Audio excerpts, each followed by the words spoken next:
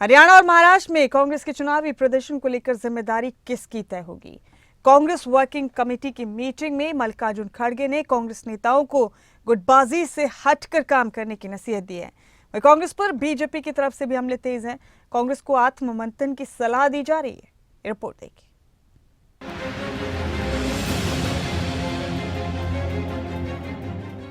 हरियाणा और महाराष्ट्र में हार पर खड़गे ने लगा दी क्लास।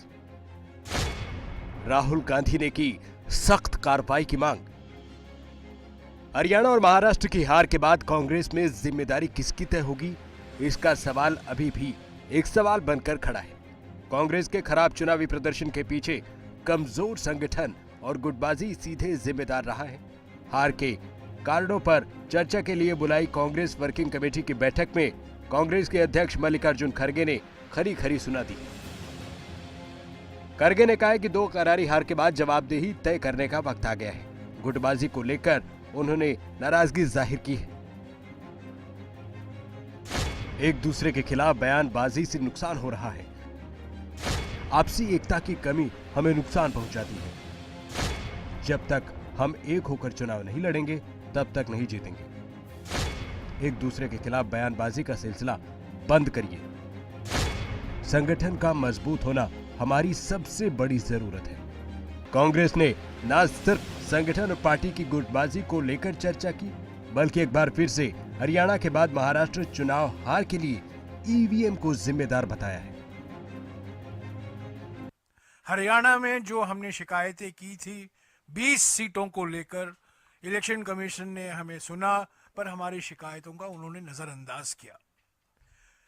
आज सुबह हमने हमारे 3 वरिष्ठ नेता नाना पटोले जी, रमेश चन्नीतला जी और मुकुल वासनिक जी ने महाराष्ट्र चुनाव को लेकर चुनाव आयोग को एक लंबा खत लिखा है, सारी शिकायतें दी हैं और सोमवार को हमने समय मांगा है इलेक्शन कमीशन से, उनको और अवगत कराएं।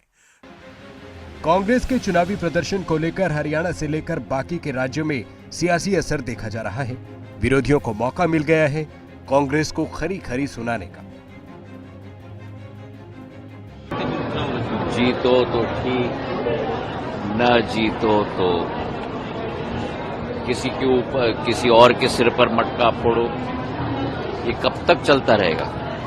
जो लोग अपने आप को पहचान नहीं चाहते, जो लोग अपनी खामियां को देखना नहीं चाहते, उन्हें कौन मदद कर सकता है? देखिए, माननीय अध्यक्ष जी ने बहुत साफ शब्दों में कहा कि हर बार हम इन चीजों को उठाते हैं, लेकिन उनको करेक्टिव स्टेप हमको लेने चाहिए।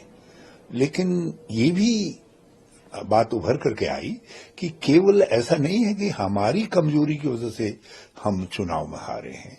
कोई अदृश्य शक्ति का जो उपयोग हो रहा है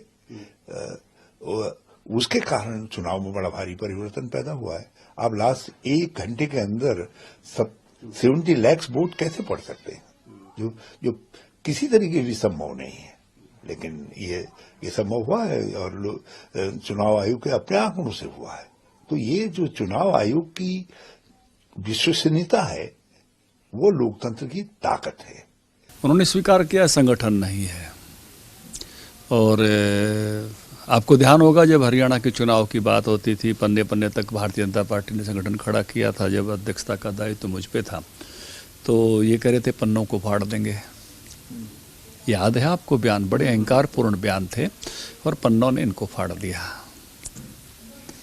दूसरा, उन्होंने स्वीकार किया है कि वो अनुशासनहीनता को, और ये चुनाव में बहुत स्पष्ट रूप से दिखाई दी है हरियाणा में भी, किस प्रकार से एक टीम नहीं होकर टुकड़ों में बटी हुई कांग्रेस, आपस में लड़ती हुई कांग्रेस, एक दूसरे की बात नहीं मानती हुई कांग्रेस, वो स्पष्ट रूप से दिखाई दी है। तो ये भी कांग्रेस की मैं कहूँगा कि एक अच्छी स्वीकृति है कि वो अपनी टीम को साध कर नहीं चल सके, अनुशासन में नहीं चल सके।